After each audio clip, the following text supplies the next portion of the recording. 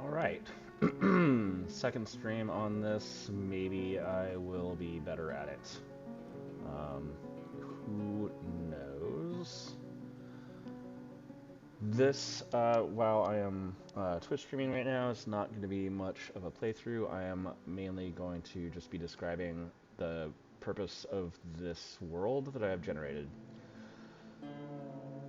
So, um, what I want to do is take the heart of what Tarn uh, has said was the point of this game, which is, and I hope the music isn't too loud.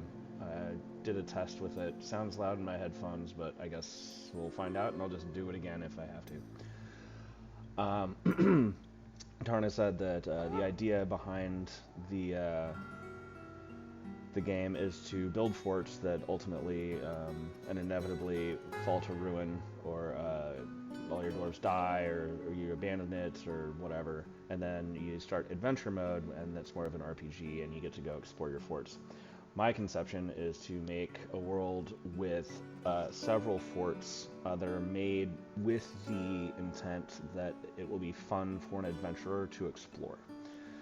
So hopefully that will have little puzzles, it'll have rewards, it'll have beasts. There's some logistics involved in this that I'm not sure will work. So I'm kind of soliciting some advice from other people in that the retiring or abandonment of forts in the past, I know, used to scatter everything, including animals, which would make, animal traps or hidden beasties difficult. Also, it used to move all your stuff around too. I know that if you put things in a display case, I think things would stay where they're supposed to be. So as far as, loot and artifacts that the adventurer has to, go through this fort and battle the things that they left there, at least the prize would stay there. But I think I read somewhere that beasts will stay in cages now, and they've kind of fixed up that code when you retire or abandon. But I'd really like some feedback for people that know a little bit more, and I'll do some tests. So my idea is, insofar as a role play, we're gonna have two dwarven factions. One is up here. It's kind of pinchered between two goblin pits. So this first fort is going to be very basic. This is going to be, I'm just going to kind of test my theories out with this one. So I'm going to have some branching corridors. I'm going to have, like, not a terribly difficult maze. I'm going to have some levers that you pull to open doors, or rather, I think you can break down doors as an adventurer, so I think everything that I need to use for puzzles will be drawbridges, because I don't think an adventurer can break down a drawbridge. Again, I'd love your input. This faction down here is going to be more surface level. Oh, sorry. So this I edit that or whatever. So this faction is going to be much more dwarfy. They dig down, they use steel, they use rock. They are standard dwarf. They're also going to be battling goblins. This one down here is going to be more peaceful. It's going to be more surface-oriented faction overall. So we'll build some things up above the ground. They'll still go down underground a little bit just to see what they can see and get what they need. But I want the characteristics of these two dwarven factions to be very distinct. I'm going to try to do that with dyes. So the clothing of this faction, I want blue, dimple dye, and then the clothing in this faction I want to be green. That will hopefully help an adventurer kind of differentiate the two factions. I'm going to make 2 to 3 forts per faction. At the end, I want both factions to have a fort on either side of the volcano. Their ultimate goal is going to be to take the volcano.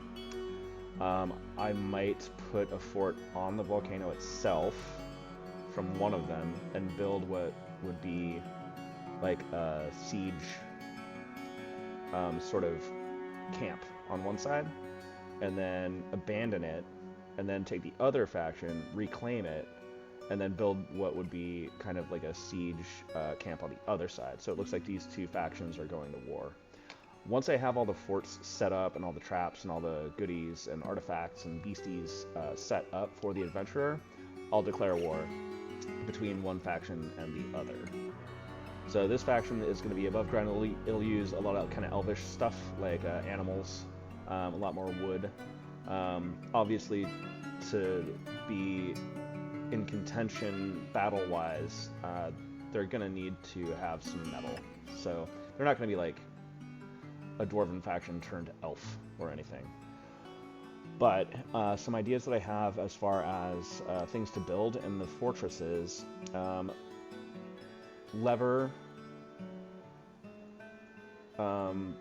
multiple levers with maybe statues or engravings next to those levers that will leave clues as to what those levers do.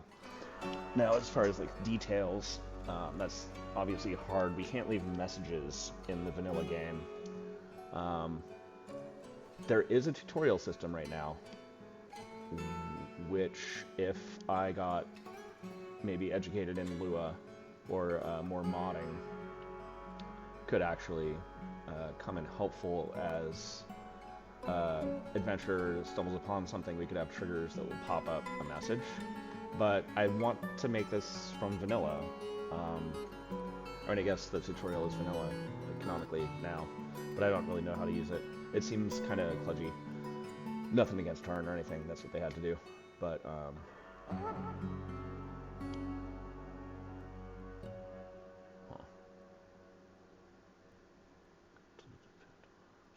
Is that us?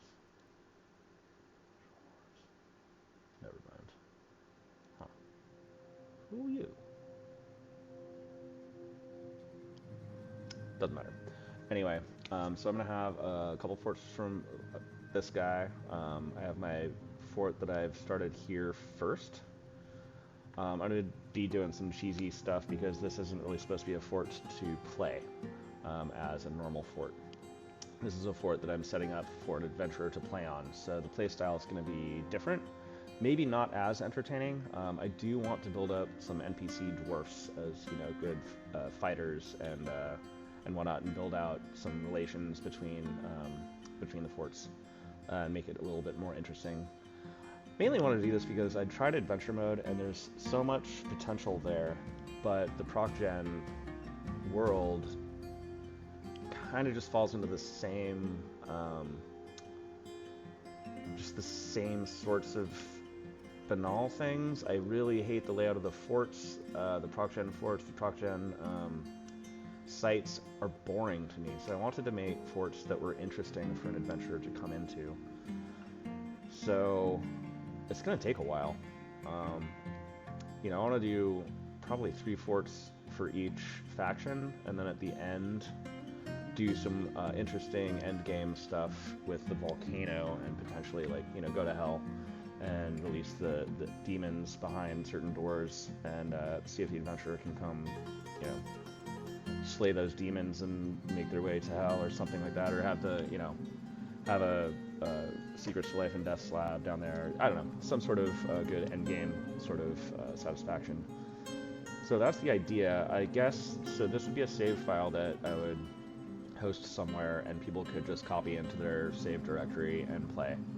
I'd have a basic text file with some maybe world history and faction history, just for, you know, roleplay reasons, and maybe like a step-by-step guide, because I kind of want to go easy to hard for the fort traps and whatnot. I want one thing to be that you have to ride a minecart over a chasm. I have not played with that. I know it's possible, but I want there to be only one way for a non-flying creature to get into a certain spot, and I want that to be riding a minecart very fast over a ramp, flying through the air, and then landing on the other side of the chasm, hopefully without just destroying themselves. I have to look into the physics of that, and if there are certain weights, perhaps have multiple levers that you can pull to activate different impulse rollers, so that we can, if your character is a certain weight, you have to pull a certain number of levers. But communicating that would be very hard. But, it's all pie in the sky. I hope I can do it. We'll see if we can. But also, levers where, if you pull a lever, you can go forward, but something behind you collapses, so you can't get back out. I like the idea of kind of one-way tracks. So, this first one, I'm gonna make it very simple, and I want to basically train the player to use levers to advance through a dungeon. I want to make some flooring things. I want to make some statues that will have some exposition, or at least flavor text, or flavor, flavor history, so that they get used to looking at both statues and engravings as clues as to how they solve the problems in the forts. I also want to capture some beasties. I have never actually really captured forgotten beasts or titans or anything, so it looks doable. But again, with retiring a fort and the scattering of things, this whole project might not work very well with that. There might be mods too. I really don't want to use mods. I don't want to force a player to use mods to do this, but I'd love your input. I think it's a neat project. I haven't really seen anyone do it. I've seen succession forts, but that's not exactly what this is. This is going to be a bunch of forts with a singular goal of an adventure going through them. So, I don't know, if you know of anything like that that I just haven't come across, please do let me know. I think that's about it. This is kind of my exposition video. So, yeah, not a whole lot going on visually. Sorry about that. But if you have any questions, feel free to ask them down below on YouTube. I'll see if I can do VODs on Twitch. I don't really Twitch much. So this is, again, my second foray into Twitch. So we shall see. Yeah, I'm Xeno Danger Evil. This is what I'm doing.